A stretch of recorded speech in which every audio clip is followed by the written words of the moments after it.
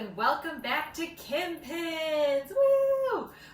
It is still December, in case you haven't noticed. The holiday season is upon us, and today we are going to be doing a DIY that could be many things. It could be a gift. It could be a piece of decor. It could be just a regular thing for your house year round. And it all boils down to your colors. But before I get too far into that, let's do cup of the day. Today's cup of the day it is a cup that I did for mine and Jordan's wedding in July 4th, 2020 of this year. My cup says Jord Forever, and on the back it says Wifey. So that's my cup of the day, very special to me. What are we doing today? Today, we are doing felt ball coasters. This is obviously a pin I found on Pinterest, and the blog was like West Elm inspired. I think they were actually partnering with West Elm for it. And I've had felt ball coasters on my list for a while. So what I have some nylon thread, which is kind of stretchy. We're gonna see if I regret this. We've got our felt balls. These are 1 inch, and you're gonna need 19 of them for this. Got my needles, my scissors, my thimble, because I think pushing the needle through these felt balls might get a little tough on the fingers. So I could be wrong. It's just a guess, but I got it just in case. Like I said, this could be a gift. What you could also do is, depending on how much of a pain in the butt this is, but I feel like you could take this same design and make it bigger and do like a trivet, and then you could do like a trivet set or a trivet with coasters, depending on how ambitious you want to be. So I think it's a great thing to do in December if y'all want to make some gifts.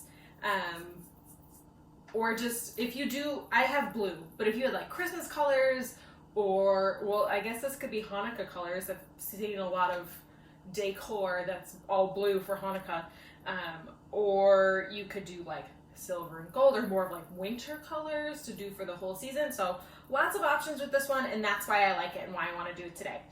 So I have already laid out my felt balls in a pattern that I like, and what you basically want to do is we're going to take our needle and thread and essentially just thread these all on in a straight line to begin with.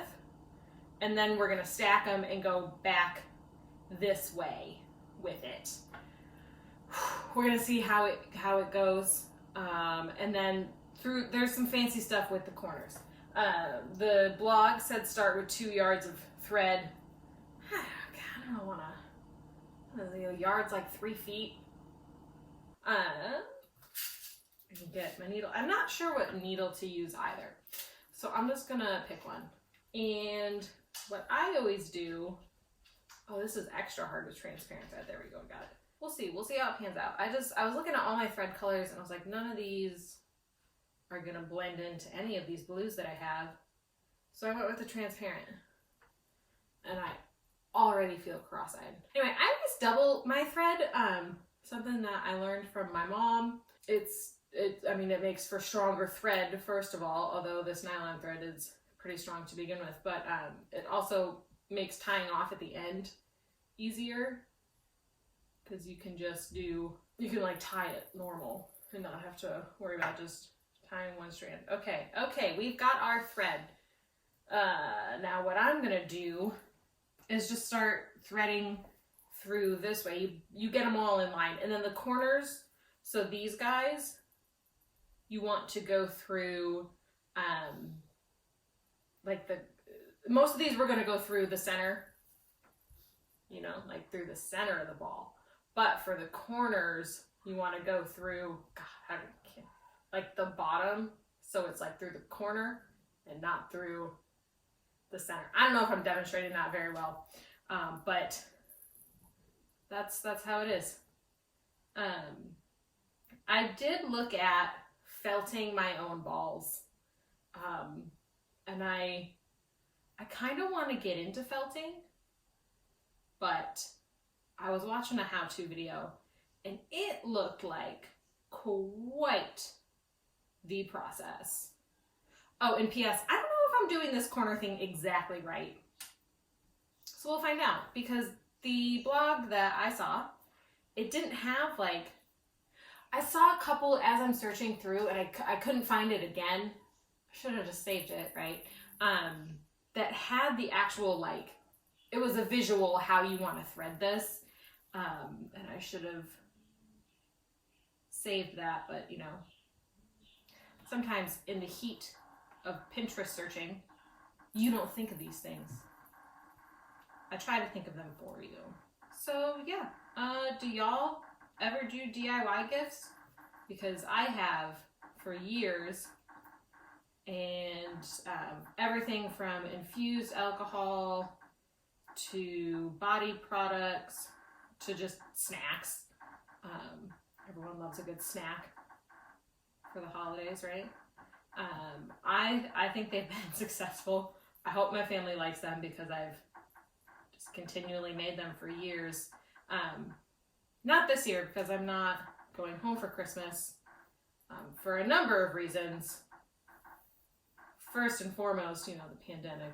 So I will not be really doing many DIY gifts this year. But the infused alcohol was always a big hit. So I do recommend the thimble. Like the very centers of these on some of them are kind of hard to thread through. And I know my poor little finger would be so upset if I was just trying to push this needle through. This is here. Does this one also? So here's the confusing part. Is it just the four corners, or is it like all the ones on the edge that you need to thread like that? I guess we'll see. Remember when I was saying that this clear thread is going to be a nightmare? I was not wrong.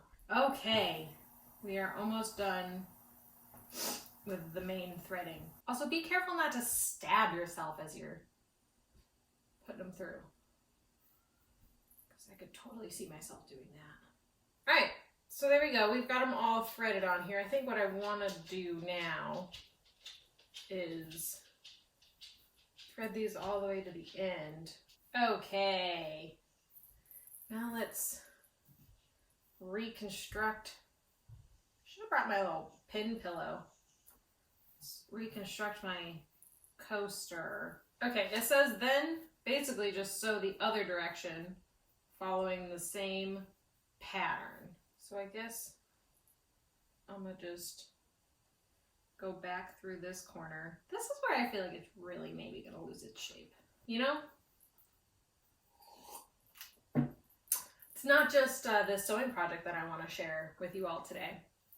I also have another TV show, and you've probably heard of it. I hope you have, unless you're like living under a rock or just like not connected to pop culture at all, which, like, no judgment if you're not connected to pop culture. Like, that's not everybody's thing, and I understand that. But The Mandalorian. So we are currently on the second season of The Mandalorian on Disney Plus. My whole thing is coming apart. I didn't get too distracted by Baby Yoda. First and foremost, Baby Yoda. What a adorable part of the Star Wars universe. Like, I have always been here for the cute parts of Star Wars. Even Jar Jar Binks. He may have been an unnecessary, annoying character, but he was cute. And I was here for it back in '99. But Mandalorian. So not only is Baby Yoda one of the cutest things ever. Oh God, this is going all sorts of wonky on me. Just gotta power through. The writing on it is really good. So it's got a bunch of different writers, but Jon Favreau is kind of like the main person that brought the series to life. They have a bunch of different directors on it. You know, he's directed, Taika Waititi's directed, Bryce Dallas Howard has directed, John Fellini? I could be getting his name wrong. Good Lord. Hey guys, Editing Kim here. Yeah, Video Kim, you got that a little wrong. It's Dave Filoni. Dave Filoni. All right, carry on. But anyway, they have several directors, but they kind of have like the main. Oh, I'm really losing track of my they have kind of like the main vision, which, in my opinion, the trilogy that most recently released did not have a cohesive vision because for some reason Disney decided it would be a good idea. What they originally wanted was 3 different directors, and the directors would write and direct. Why did y'all not have like brainstorming sessions? Because it very much felt like the first director and the second director never even talked about what the movie was. And when you have a trilogy, you should have some continuity through it. And then the fans freaked out, and then we went back to the first director, and it was just like a whole kind of mess. It was a mess. And like, was it enjoyable in the theaters? Yes. Was I happy to go see it? The Christmases it came out? Heck yeah. But cohesiveness, guys, cohesiveness. But what The Mandalorian, the show, does, so the show takes place after the original trilogy, but before the new trilogy that just came out. So essentially what you know is that the Empire has fallen. However, we now know that the newer trilogy came out. So at some point, like, the Empire gains a second wind. So you know you're building up to that in the series, which is interesting in the back of your mind. But what the show does really well, and I think arguably this is what shows do versus movies, because if you have a show with 8 episodes, that's already 4 hours of content that you have, where no one's going to sit for a 4-hour movie. So you have that time to develop these characters, develop your storylines.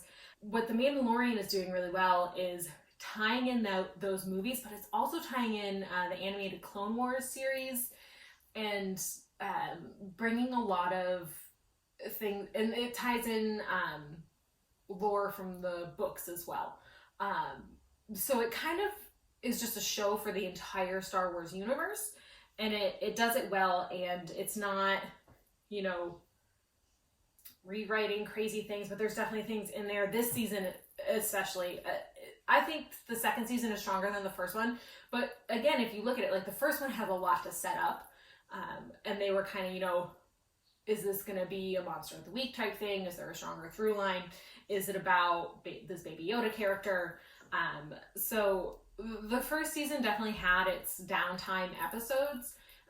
This season has been really good. The writing is good. Pedro Pascal plays the Mandalorian, and we don't see his face because he's a Mandalorian, and they don't remove their helmets. I can't, Baby Yoda. It's just so much cute aggression. But I really like the things that they're doing with the second season. They're 30-minute episodes. They come out on Fridays. So it's a good, like, short thing to watch on your Friday night. So I highly, highly recommend it. And I think they're doing a lot of really good things for the Star Wars universe that the movies didn't have the opportunity or didn't have the vision to do. I'm not quite sure which, but this show is definitely doing those things and doing great things for the franchise, because, oh god, okay, we're still doing good on this threading. Don't lose heart halfway through, guys. You're gonna have some parts where it looks real wonky. Anyway, The Mandalorian, very good. Go watch it. Jordan, my husband, is a big Star Wars fan, and he really has appreciated this series as a Star Wars fan. He's always loved Boba Fett has been his favorite character. So the fact that what drew him in initially was the fact that it was about the Mandalorians. The Mandalorian society, they're not really a species. Their whole thing is no one's born a Mandalorian, but they adopt you. And family is more about who you choose your family to be and kind of who's there for you versus who birthed you or contributed to your birthing, which is a sweet concept. Obviously, I'm going to do my full rating at the end, but just know, at this point, you gotta have some, like, you gotta want to make this happen. And, like, be okay with it looking real weird halfway through. Oh my god, wait a minute. Am I going the wrong direction? Am I just redoing? Oh, no. I think I turned the wrong way at some point. Because these are supposed to be going crosswise. Well, shoot, where the heck did that happen? You know what we're going to do? We are just going to sew this to the row above it. Because I'm a problem solver. Sew them together. Y'all, the wheels are officially coming off. Ooh, this is not what the creator of this craft had in mind. All right, well, there we go. There's my sort of hexagon. It works. It's coasting my drink. So yeah, let's rate this. First of all, ease of following the instructions. Oh, actually, let me trim this. I'm gonna rate this low because I had to read the instructions a few times to like understand what they were saying, and I clearly still messed it up. But I attribute that to not paying attention on my part. Don't tell people about shows you love while you're trying to do this. I'm gonna give it a 2. Cost was okay. I had all the sewing supplies. The felt balls aren't too pricey. I honestly can't remember. I got a pack of 100. So I'll have these to use for other crafts. So I'm gonna give it a 5. Likability, I'm gonna give it a 4. I wish I had sewn it a little bit better. That's the story of my life on everything that I sew. Because I have the knowledge and I have the skills. But like we've discovered, I don't always have the patience. But I'm definitely going to use this at my house. I think it'll absorb a good amount of sweat off my cups. So yeah, likability, cost, ease of following instructions. I'm going to give this 7 out of 10. I would not attempt this unless you are a more patient, intricate person. But I also think it'd be a really cute gift. It's actually been on my DIY list to make for years, and I just never got around to it. But yeah, that's our felt ball coaster. Overall, what did I say, 7 out of 10? I'll stick with that. Thank you so much for watching another video. I hope you enjoyed this video. Please comment below, like, share, subscribe. So do that. It'll help me out. And I will see you all Tuesday for another Beermas episode, and then on another Thursday for more regular Thursday content. I hope you're having a lovely December, and I will see you later. Bye!